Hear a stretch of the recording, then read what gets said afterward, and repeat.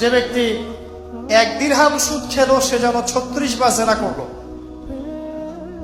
আপনি যদি জানেন যে আপনার খুব ক্লোজ কোনো ফ্রেন্ড বা আত্মীয় বা হুয়েভার হি ইজ সে জেনা করে বেড়ায় বা মেয়েদের সাথে একাধিক মেয়ের সাথে তার সম্পর্ক আছে, ইলিগাল রিলেশনশিপ, আপনি নিশ্চয়ই তার থেকে সম্মানের দৃষ্টিতে তাকাবেন।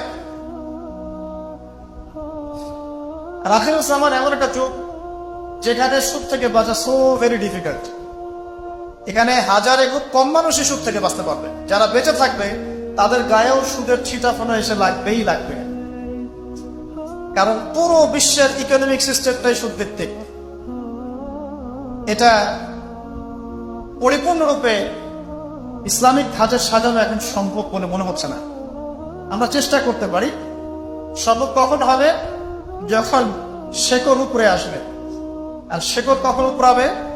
যখন মালহামা হবে। আর মালহামা কখন হবে? যখন মদিনার গুরুত্ব কমে যাবে এবং জেরুজালেমের গুরুত্ব বেড়ে যাবে। আর যখন আল মাহদী আসবেন এবং ঈসা ইবনে মারইয়াম আসবেন, তখন পৃথিবীতে ইনশাআল্লাহু আযজা ওয়া জাল ইসলাম ব্যতীত কিছুই বাকি থাকবে না।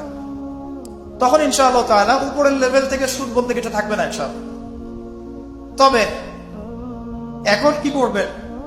ফাত্তাকুল্লাহা মাসতাতা'তুম। এখন এতটুকু করবে, ফাত্তাকুল্লাহা মাসতাতা'তুম, তোমরা সাধ্যমতো আল্লাহকে ভয় করো।